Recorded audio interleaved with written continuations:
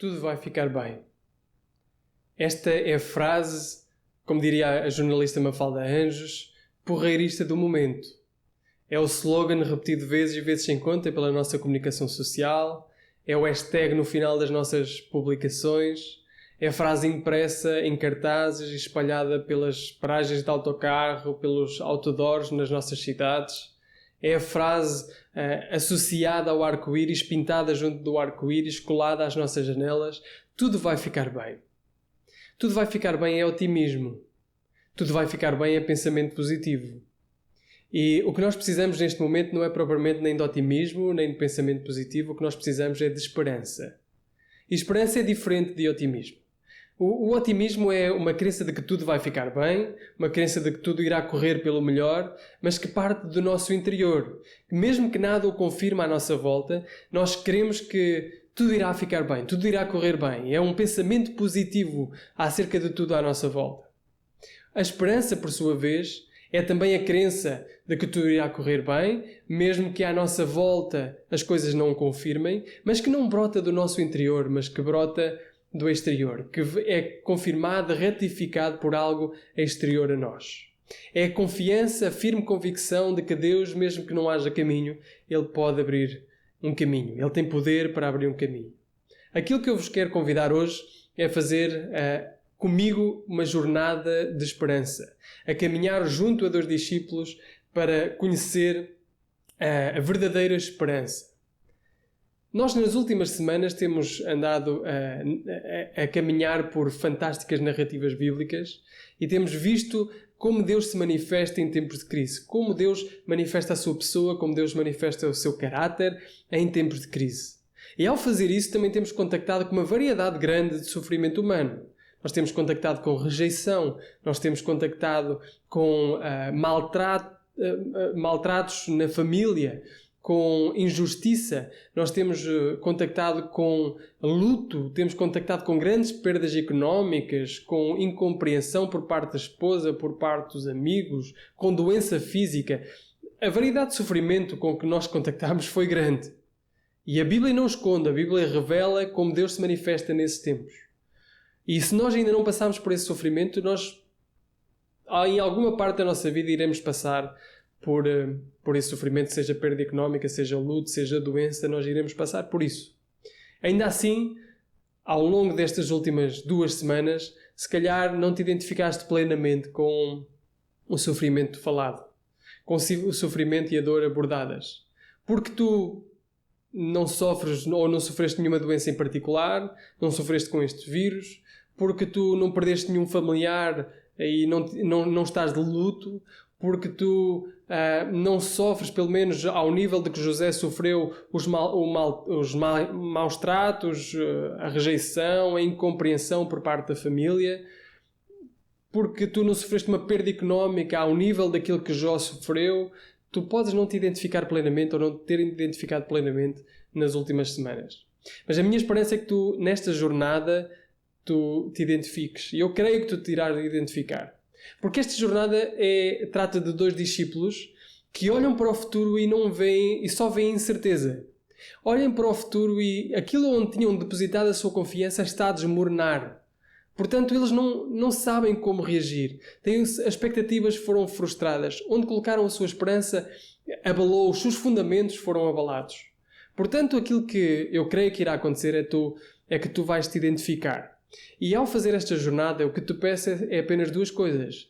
É que estejas vulnerável para te identificares e, em segundo lugar, aberto à possibilidade que vai ser apresentada por um encontro transformador na vida destes 2 discípulos.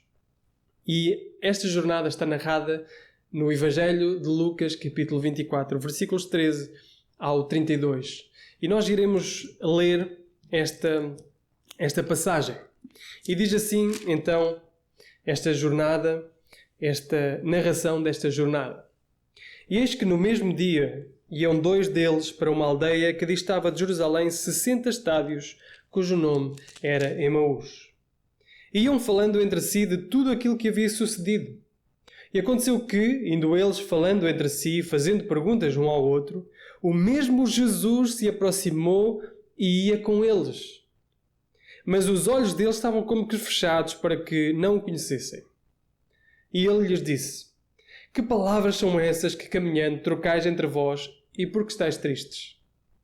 E respondendo um, cujo nome era Cleopas, disse-lhe: És tu só peregrino em Jerusalém e não sabes as coisas que nela têm sucedido nestes dias?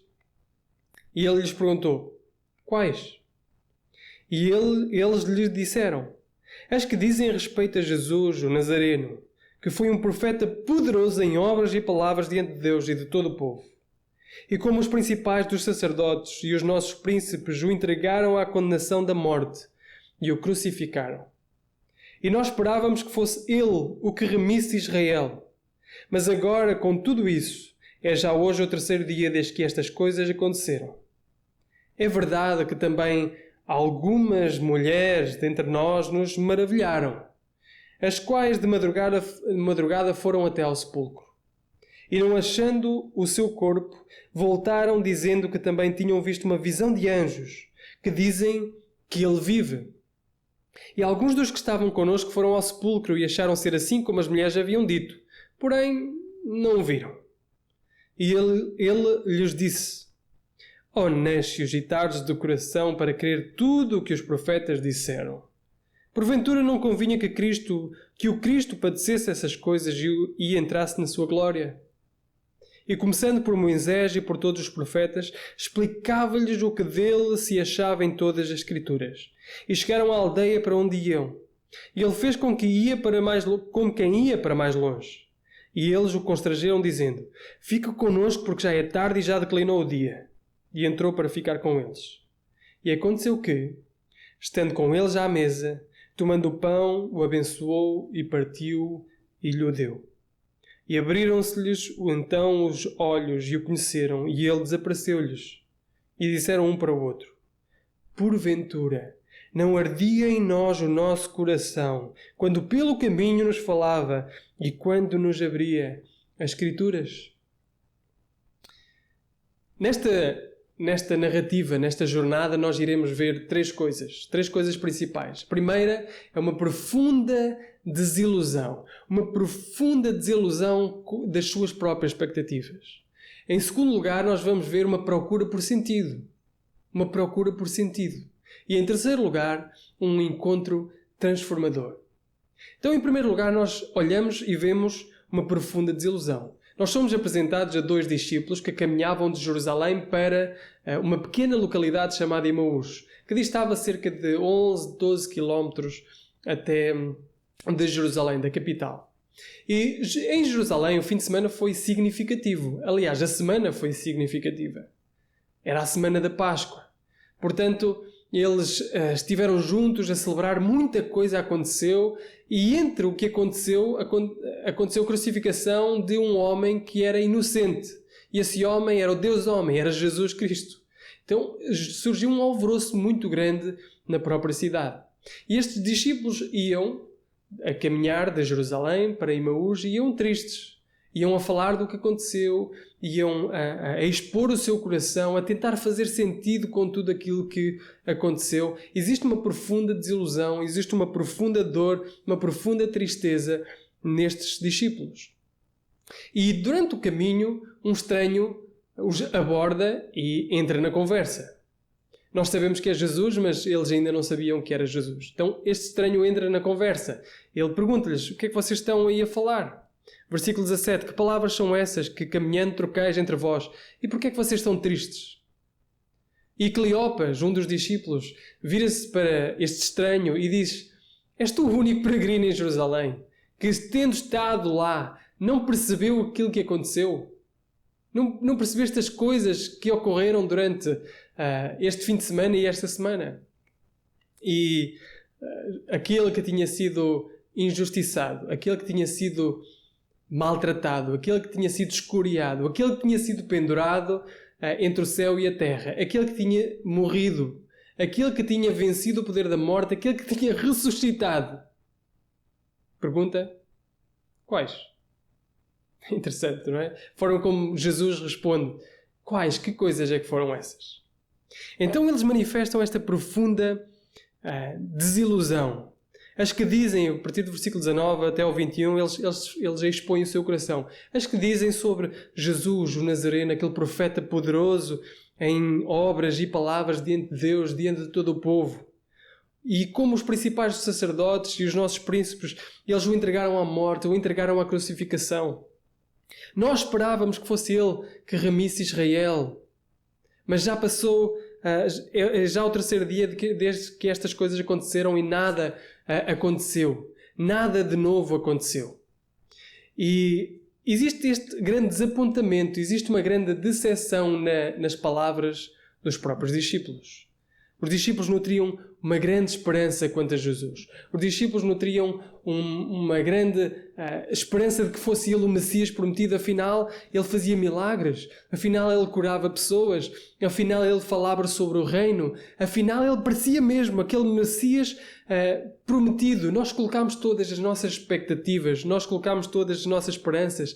Tanto potencial. Colocámos tudo aquilo que nós tínhamos. Nós até demos a nossa própria vida para seguir este Jesus, o Nazareno, mas então condenaram-no à morte e nada aconteceu. Esperávamos que ele remisse Israel. Esperávamos que ele nos remisse a nós.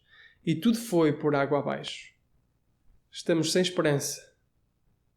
O versículo 21 é totalmente devastador, não é? Diz, mas agora com tudo isso é já o terceiro dia desde que essas coisas aconteceram. Essencialmente os discípulos estão a dizer que a esperança estava oficialmente, decisivamente extinta. Não temos mais esperança. A nossa expectativa está totalmente extinta. A esperança morreu, o nosso mundo desabou. Eles estão de luto não só pela perda de um amigo e de um mestre, mas também estão de luto por uma razão de viver. Não existe mais razão de viver. Estão sem esperança. Olham para o futuro e não veem nada de agradável. Não veem nada de bom. Não veem dias bons. Olham para o futuro e aquilo que tinham como certo já não é mais certo. Deixem-me então vos perguntar. Já experimentaram este tipo de desapontamento? Não um desapontamento que deixa triste ou inseguro por um dia, por uma semana, por um mês, mas um desapontamento profundo que te deixa desorientado, que te deixa cambaleando por esta vida, desapontado com aquilo que o mundo te trouxe, com aquilo que a vida te trouxe. Quando sentes que perdeste a razão de viver, quando sentes que não sabes mais o que fazer. É uma perda profunda, é um desapontamento profundo, uma profunda desilusão. É isto que os discípulos estavam a sentir. Olhavam para o futuro e pensavam: o que é que irá ser de nós? Nós investimos tudo nesta pessoa e parece que nada foi cumprido. A nossa expectativa, a nossa esperança. Olhamos para o futuro, não vemos dias risonhos, não vemos nada de bom. Vemos apenas e só incerteza. É interessante a frase que eles usam.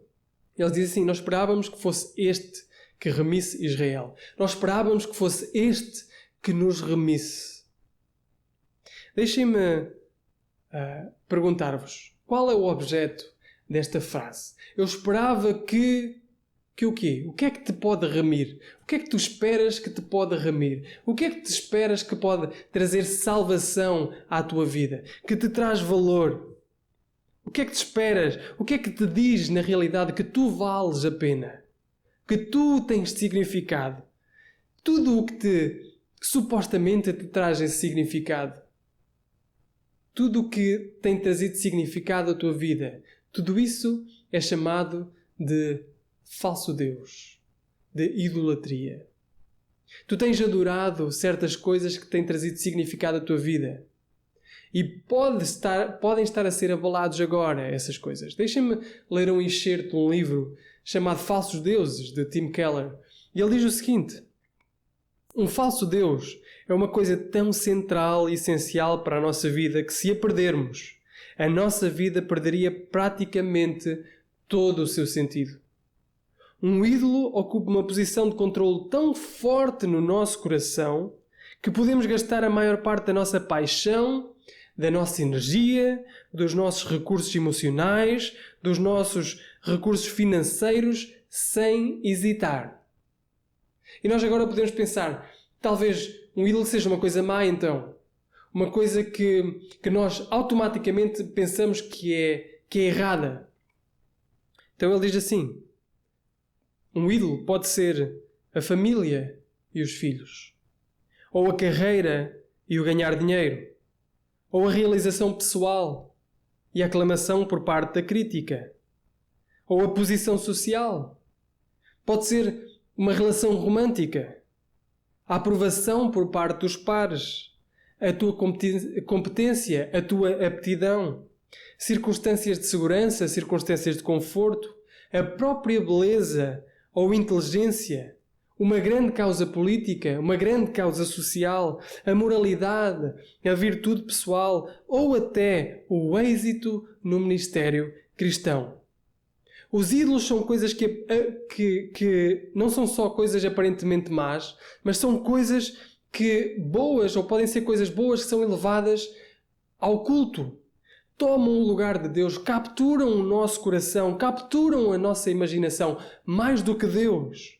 Algo que procuramos que só Deus pode dar, que só Deus pode saciar. Aquilo que procuramos para dar sentido à nossa vida é um ídolo. Isso é um ídolo. E perder qualquer que seja esse ídolo que o nosso coração adora, isso leva automaticamente a um profundo desespero. Leva automaticamente a um profundo desapontamento, uma perda de sentido. Uma perda de sentido. Por isso, pessoas colocam o trabalho como o seu ídolo e, quando perdem o seu trabalho, ficam completamente desorientadas. Colocam os seus filhos como ídolos e, quando perdem um dos filhos, ficam completamente desorientados. Colocam a sua beleza como ídolos e, quando perdem a sua beleza, ficam completamente desorientados. E podíamos continuar. Durante a última crise económica, vimos isso muito claramente. Pessoas que perderam o seu dinheiro, pessoas que perderam a sua carreira e que não encontraram mais razão para viver, porque esperavam que essas coisas as iriam redimir. Pessoas que perderam o seu poder ou perderam a sua influência em determinados círculos sociais e perderam com isso o sentido da vida porque pensavam que isso as iria redimir.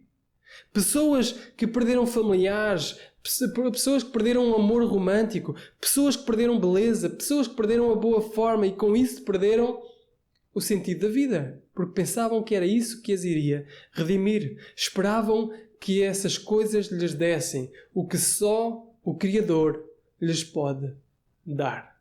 Muitos de nós cultivam esse ídolo, encontram e cultivam esse ídolo bem dentro de nós. Nós temos esta sensação de controle, uma sensação de autonomia, de que nós somos os nossos próprios senhores e salvadores, que controlamos tudo à nossa volta, o nosso presente, o nosso futuro. Mas agora, nem sequer podemos sair quando queremos. Mas agora, nós pensávamos que nos iríamos redimir a nós próprios, mas agora, fechados em casa, se calhar com uma perspectiva de desemprego à nossa frente, se calhar com uma perspectiva de crise social, uma crise económica, uma crise emocional à nossa frente, nós temos que repensar onde nós colocamos a nossa esperança, onde nós colocamos a nossa expectativa. É preciso um profundo, esmagador e desorientador desapontamento que comece a quebrar os falsos deuses que nós elevamos na nossa vida. Aquilo que nós pensávamos com toda a certeza que nos iria redimir. Mas afinal não cumpriu as promessas. Aquilo que Keller também aponta no seu livro é chamado desapontamento, é o desencanto com o poder dos falsos deuses. As promessas que não foram cumpridas por esses falsos deuses. Quando olhamos para estas duas caras tristes, nós devemos nos identificar com elas. Nós devemos ver ali um espelho. Devemos ver ali a nossa cara, nesta jornada de profunda desilusão, porque constantemente estamos a pôr as nossas esperanças em alguma coisa que não naquilo que nós devemos colocar. Constantemente estamos a ir buscar à criatura aquilo que só o Criador nos pode dar. Mas nós precisamos deste desapontamento. Aproveitem. Por isso eu disse no início que era preciso vulnerabilidade. Sabem o que este desencanto, sabem o que esta vulnerabilidade, sabem o que este profundo desapontamento pode fazer pela vossa vida. Pode libertar, pode abrir a uma busca autêntica, talvez pela primeira vez, de sentido, de significado. E é isso que nos leva ao segundo ponto. Se no primeiro nós vemos uma profunda desilusão, nós no segundo ponto vemos uma busca por sentido. E a partir do versículo 22 nós vemos aliás, já tínhamos visto antes, mas vemos também uma busca por sentido da parte destes dois discípulos. Estes discípulos estão na sua jornada a tentar fazer sentido com tudo isto. Estão a tentar perceber o que aconteceu e iam a discutir pelo caminho o que havia sucedido. E ao serem interpelados, eles contam os factos. Quais eram os factos? Jesus, Nazareno, nós pensávamos que ele era aquele que vinha redimir, mas afinal morreu e continua morto, e nós não sabemos agora o que irá acontecer. O nosso mundo está a abalar. O mundo no qual nós tínhamos colocado a nossa confiança está a desmoronar. A nossa segurança está a desmoronar. Quando olhamos para o futuro, nós não vemos dias bons. Nós estamos completamente desorientados. Estamos a buscar entender tudo aquilo que está à nossa volta. Estamos a buscar significado. Estamos a procurar os factos. E existe, a partir do versículo 22, mais factos. Diz lá, as mulheres foram ao sepulcro e viram que não estava lá ninguém. Até alegam que tiveram uma visão que diz que ele ressuscitou. Temos a tendência quando olhamos para trás, olhamos para as pessoas há 2000 anos atrás, pré-modernas, numa cosmovisão greco-romana, e pensamos que eram supersticiosas e que elas estavam à esperinha de que Jesus ressuscitasse. Mas a verdade é que isso não se confirma. A verdade é que eles não estavam à espera de maneira alguma que Jesus ressuscitasse. Estavam incrédulos quanto a essa possibilidade. As mulheres, diz-nos Marcos no seu Evangelho, as mulheres que iam a caminho do túmulo, elas iam a indagar: como é que nós vamos ter força para remover a pedra onde Jesus está? Queremos tratar do corpo, como é que vamos remover a pedra? Elas não estavam à espera da ressurreição. Nem as irmãs de Lázaro estavam à espera que ele ressuscitasse.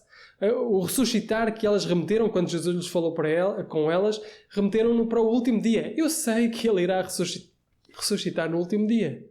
Então eles não queriam de todo, nem consideravam isso como uma hipótese. Ainda mais sendo exposta por mulheres, que naquele tempo o testemunho das mulheres nem sequer era admitido em tribunal.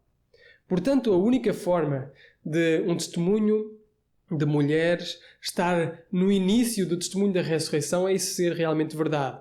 Porque ninguém iria querer iniciar uma religião que iria revolucionar todo o mundo baseado no testemunho de algumas mulheres naquele tempo. Portanto, quando os discípulos ouvem isto, eles não acreditam. Aliás, eles até dizem, alguns dos que estavam connosco foram ao sepulcro, acharam ser assim como as mulheres haviam dito, mas eles não viram Jesus. Eles não viram que Jesus estava ressuscitado. Não vamos mesmo crer nisso, não é? Não vamos. Isso são os factos, nós estamos à procura de sentido. Os factos chegam até nós, são estes, mas não confirmam a nossa experiência. E isso não pode fazer sentido. Jesus não pode ter voltado dos mortos. Não queriam que isso era realmente uma explicação. Ainda assim, estes dois discípulos e muitos outros discípulos viram mais tarde Jesus ressuscitado. Viram e ouviram Jesus ressuscitado. E esse testemunho daquilo que viram e ouviram levou-os a entregarem-se a eles próprios, a entregarem as suas vidas, a dor, a sofrimento e até à morte, inexprimíveis, em prol daquilo que viram. Em prol do Jesus ressuscitado. Então, a única razão, a única explicação razoável para a transformação subsequente destes e de outros discípulos é que Jesus tenha mesmo ressuscitado. Portanto, eu quero-vos perguntar, estão abertos à possibilidade de que Jesus realmente ressuscitou? Estão abertos a essa possibilidade de que Jesus ele venceu a morte e ressuscitou ao terceiro dia? Estão abertos a dizer se isto realmente aconteceu? Se isto realmente aconteceu, se estes factos são verdade, se o testemunho que nos chega até nós é verdade, estão abertos à possibilidade de um novo começo? Porque, se isto é verdade, Isto significa que o sofrimento, significa que a dor, significa que a frustração nunca tem a última palavra. Significa que o luto e a dor nunca é o fim da história. A ressurreição de Jesus significa que isso nunca é o fim. Porque Ele venceu a morte, porque Ele venceu a dor, porque Ele venceu o sofrimento, porque Ele levou sobre si tudo isso. Existe esperança que vem até nós de fora. Existe esperança que não é otimismo. Existe algo que nós podemos dizer, uma crença de que tudo irá correr bem, não por otimismo, mas por esperança que chega até nós de fora. Então, quando somos confrontados com isso e confrontados com o nosso profundo desapontamento e pela busca de sentido, confrontado com este facto, o que tu fazes? Confrontado com o facto de que Jesus ressuscitou. O que nos leva ao terceiro ponto. E o terceiro ponto é um encontro transformador com a resposta. E neste encontro, a partir daqui, Jesus entra e diz: "Ó nécios e tardos de coração, para creres tudo aquilo que os profetas disseram. Não convinha que Cristo morresse e entrasse na glória. Não convinha que isso acontecesse." E a partir do versículo 27 até ao 32, nós vemos a resposta do próprio Jesus. Jesus pregou para uma audiência de 2 pessoas, uma pregação fantástica. Uma pregação só para 2 pessoas, do Messias a falar do que na Escritura se fala sobre o Messias. O próprio Messias a sentar-se à mesa com estes discípulos. Maravilhoso! Se alguma coisa nós vemos aqui, é que nas nossas frustrações, nas nossas desilusões, nas nossas incertezas, Jesus caminha connosco. Jesus está lá. Mesmo que nós não o reconheçamos, Ele caminha lado a lado connosco. Ouve-nos. Ele sabe o que se passa no nosso coração e está pronto a dar a resposta. E esta resposta está dividida em 2 partes. 2 partes. A primeira está no versículo 27. Ele diz: "Começando por Moisés e por todos os profetas, explicava-lhes o que dele se achava em todas as Escrituras." O versículo 27 é sublime. O versículo 27 é onde Jesus expõe a verdade da palavra de Deus. Ele expõe a verdade absoluta, expõe a verdade objetiva. Vocês precisam de crer nisto, precisam de ver isto. Ele começa desde Moisés, desde o Pentateuco, por todo o Antigo Testamento, a falar sobre o que nele se encontra das Escrituras. Maravilhoso! Cristo é a esperança dos patriarcas. Cristo é o anjo do Senhor. Cristo é a rocha de Moisés. Cristo é o cumpridor da lei. Cristo é o último e verdadeiro tempo.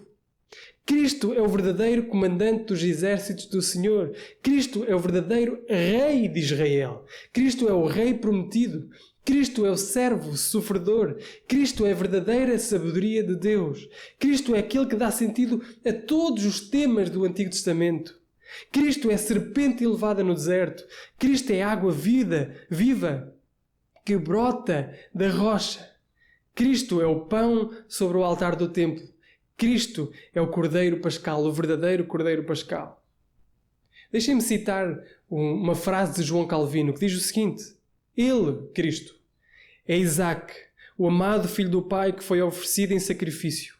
Contudo, não sucumbiu ao poder da morte. Ele é Jacó, o pastor atento que tanto zelo tem pelas ovelhas que guarda.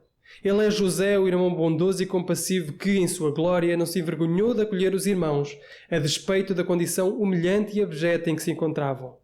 Ele é o grande sacrificador e bispo Melquisedeque, que ofereceu um sacrifício eterno uma vez por todas. Ele é o soberano legislador Moisés, que escreveu a sua lei sobre as tábuas do nosso coração por seu Espírito.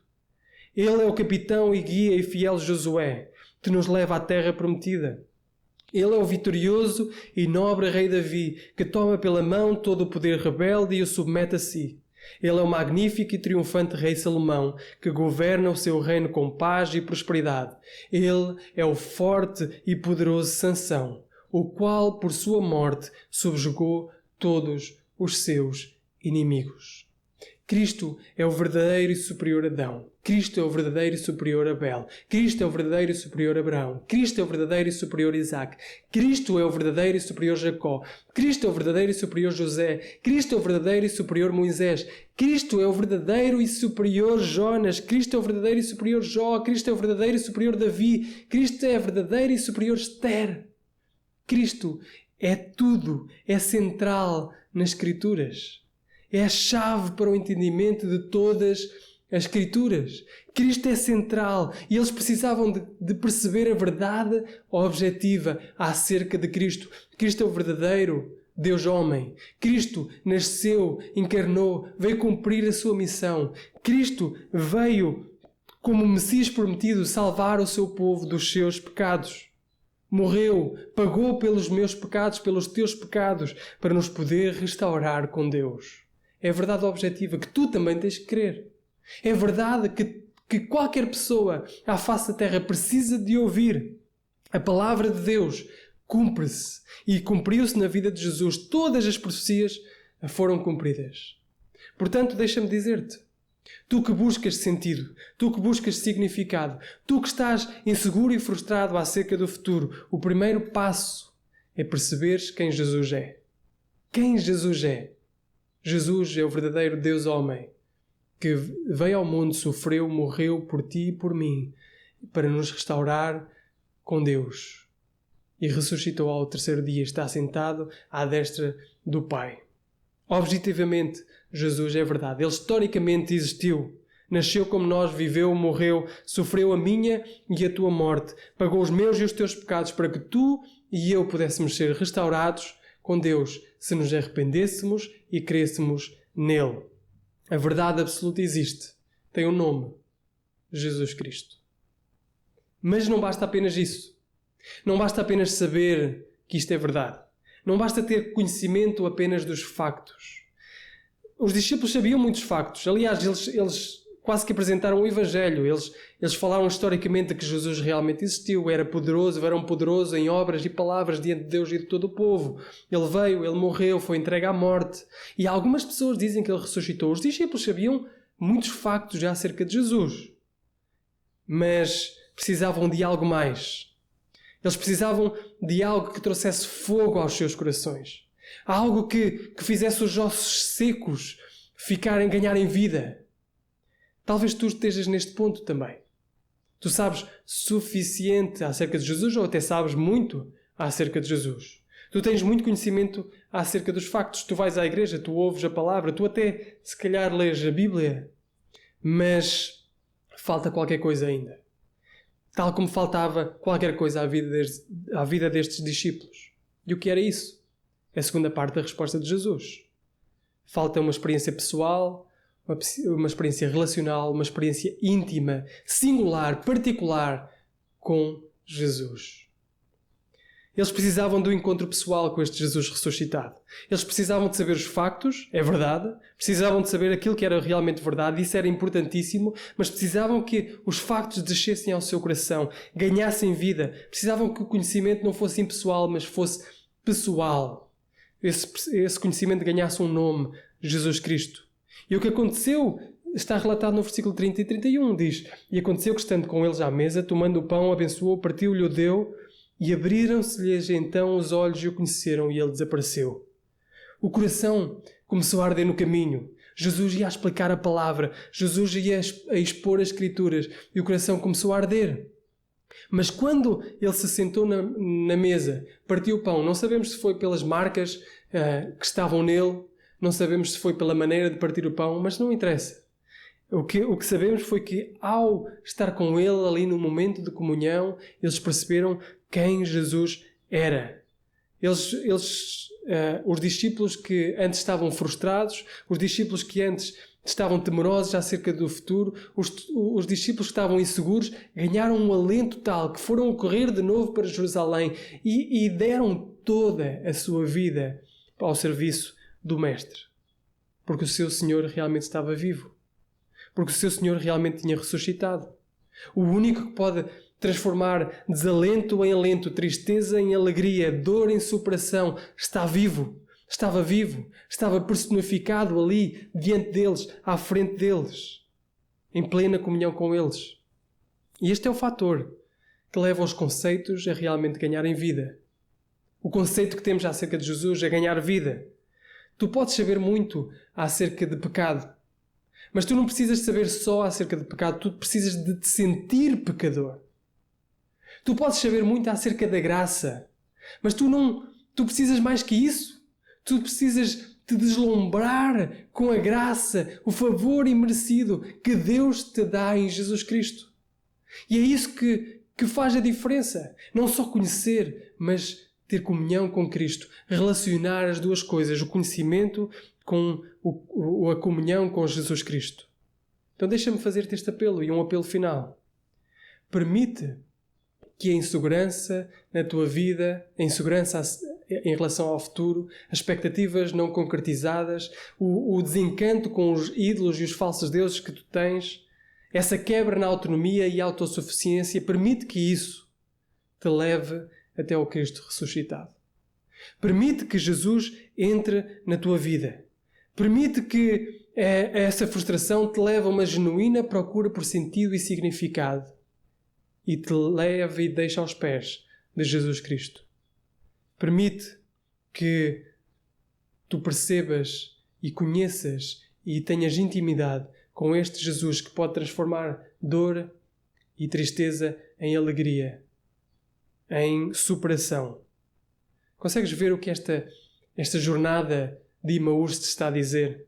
Está a tentar-te dizer que tem havido um viajante estrangeiro contigo, ao lado, mesmo que tu não o tenhas visto, mesmo que tu não o conheças. Tem havido um viajante estrangeiro ali ao teu lado, a ouvir-te, a saber as tuas dores, a saber as tuas mágoas, a saber as tuas inseguranças e a dizer-te: eu sou a resposta. Eu, Jesus, sou a resposta para essa busca por sentido. Eu, Jesus, sou o único que te pode dar aquilo que os falsos deuses te prometeram e não te podem cumprir.